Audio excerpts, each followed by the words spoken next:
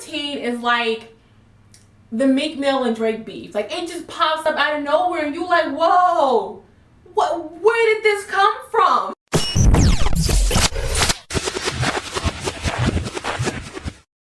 What's up, guys? I'm Twila Moore. This is my Release Your Addiction, and you guys are my home skillet biscuits.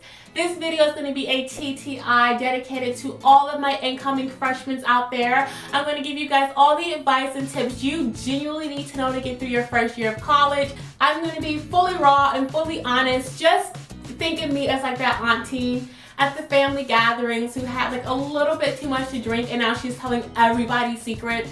Like, she's just being too honest. Like she told you that your cousin's really your half brother.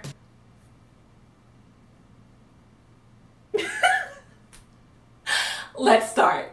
Put a face to your case. And what I mean by that is, of course, take the time to get to know your professors. At the end of all of your first classes, go down and speak to them and just simply say hi.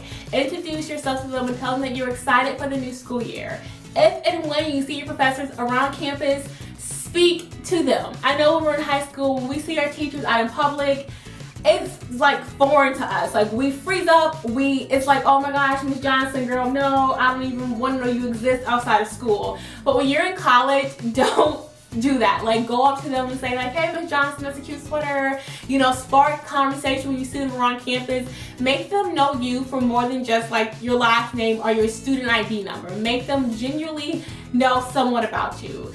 Trust me, when they grade your papers, when you get a final grade in the class overall, having somewhat of a relationship with your professor will make a world of difference. It can literally be the difference between you walking out of a class with an 87.8 or even up to a 90. Talk to your financial aid advisor. Like, once you get settled in school, give it a few weeks and go pop your head in their office just to say hi. I'm telling you guys, I know we as a collective group of college students, nobody likes financial aid. Like, the hustle of FAFSA is so frustrating. I know, girl, they will give you like $5 simply because your parents get toppings on pizza. Like, they think you balling like that. I get it. But go talk to that person that is in charge of your case at your school, because it, just like you speaking to your professors, can make a world of difference within your grades. You speaking to your financial aid advisor, even from you just simply saying hi, making sure they know who you are, can make a world of difference when you're getting your FAFSA package for the next school year. Always read the syllabus. Syllabi, syllabus, however you say that word, plural, just be sure to read them, guys. Like, seriously, you will have professors that on the first day of class will hand it to you, and then they will go to teach. You'll leave class, come back for the next class session, and there's an exam on your desk. And you're like, excuse me, Miss Professor Lady, when did you schedule this test? And they'll be like, oh, it's in the syllabus. Like, I urge you guys, seriously, after you get these syllabus, take them, go through, highlight, take your schedule, your planner, your phone, however you keep yourself updated, and write in when the exams are going to be, write in when assignments are due. Some teachers will even tell you when they have pop quizzes. You will be able to find office hours on these syllabus. Like, seriously, guys, just make sure you read through them. On a more serious note, I urge you guys to always go out in groups when you go out for the night scene of your universities. Like, I genuinely, wholeheartedly suggest that. My freshman year, 2 of my friends were raped, and 2 of my friends were sexually assaulted, all within the first semester of my freshman year of college. You guys are new to these universities. You are new to this college nightlife scene. You guys are excited and you're wide-eyed and ready to turn up with your college peers, and you don't necessarily know the whereabouts or the whoabouts of your university's nightlife. And there are older people on your campus who will try to take advantage of that fact. Just everything you do, be smart, play it safe, trust your gut instincts, and watch out for your friends and watch out for each other. Freshman year, everybody's friend. Like, you guys are new on campus, you're all away from home, a lot of you for the first time, you're nervous, you're scared, you get on campus, everybody is like overly friendly within the freshman department. And because of that, you will make a lot of friends freshman year. But midway through first semester, you're going to look up and realize that all of those friends that you made, a lot of them will fade off into just acquaintances, people that you just wave to when you see them around, and some of them will even fade off to people that you will never speak to again, and you will see them at graduation like, oh, I used to eat lunch with her the first 2 weeks of freshman year, that I made real friends. I'm glad she graduated. Like, that's really how it will be, and that's fine too, because you guys are all new.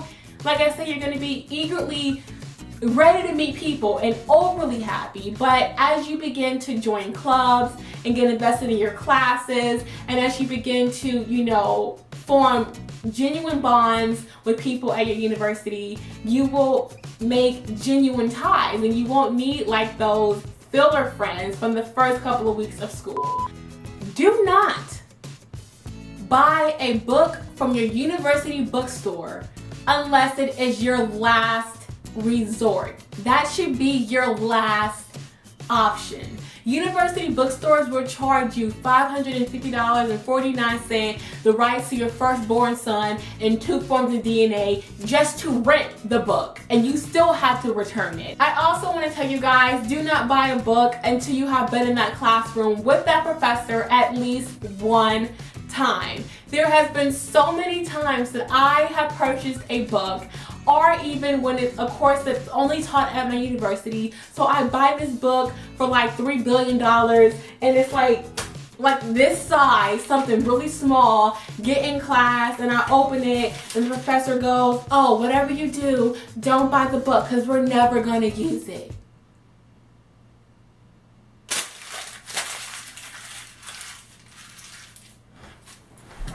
As a freshman, when you register, everybody else for the most part has already picked their classes prior to you.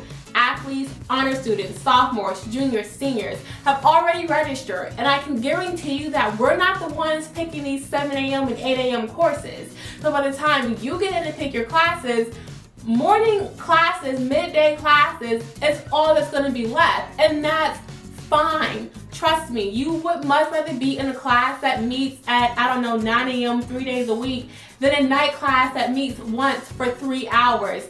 Night classes are from Satan. They are horrible. Like, they are just so bad. On paper, they sound good, but in reality, your night class has to keep up with all the other classes, and these classes meet 3 times a week.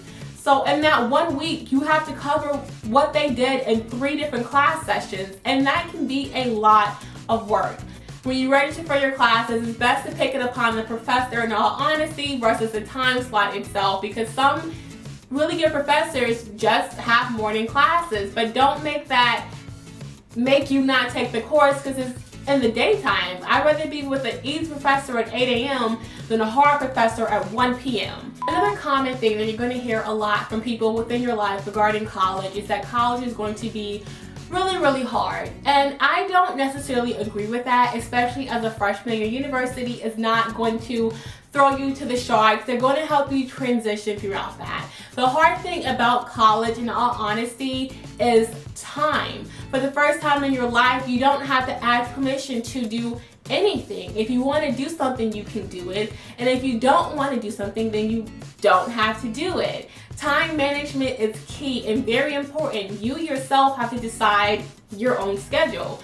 Classes and what you're going to eat and working, practice if you're an athlete. You have to learn how to balance it all out and be fully well-rounded in every aspect that you're in while you're in college. And that can be very hard. That's the hard part, getting your time to work out with your schedule. Go to class. Especially for the beginning and the middle part of the school year of each semester, go to class, because once that semester starts to wind down, that last month or so, that is going to be the time when you might need to miss a few classes because you're going to have a lot of final exams, a lot of final presentations. You're going to need time to study, and you're legit going to be like, okay, I can miss science today so I can study for my math exam that I have at 3. But if you haven't been to science barely throughout that year, you can't afford to miss the study for math. And this is probably one of the most important tips that I can give you guys. You're on your own path. I can't speak for other nations, but here in the States, we put heavy importance on going to college, completing it in 4 years, and getting a degree. And because of that heavy importance that we place upon that, if you don't do that for whatever reason, it can weigh heavily on you. Sometimes things happen and you have to drop a class, or you have to take time off from school, or you have to leave school permanently. And because of this pressure that we place upon go to college, go to college, go to college, for whatever reason, if you can't do so, it can be depressing. And I want to tell you guys that you are on your own path. Whether you drop a class, whether you fill up a class, take time off, leave school permanently, never go to college.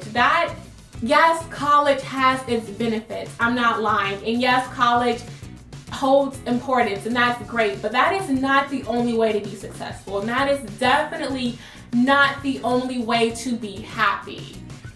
Don't allow your college experience to lead you to depression, to lead you to anxiety. If you need to take time off for whatever reason, take time off. If you have to drop a class for whatever reason, drop the class. Do whatever best suits you. You are not defined by your academic standings. You never have been, and you never will be, because you are so much more than that, regardless of the outcome. I hope that you guys found this video both informative and helpful. If you're an incoming college freshman or already in college and you have a question I did not address personally in this video, then please comment down below whatever that question may be, and I promise I will answer you right away. Also, be sure to give this video a big thumbs up, especially if you found insight to the wisdom that I passed along to you guys. If you want to keep up with me in between video postings, then feel free to follow me on Twitter and or Instagram, both at Twyla Moore, or you can like my Facebook fan page, also at Twyla Moore. And as always, guys, until next time, bye bye. I leave you now. Mwah.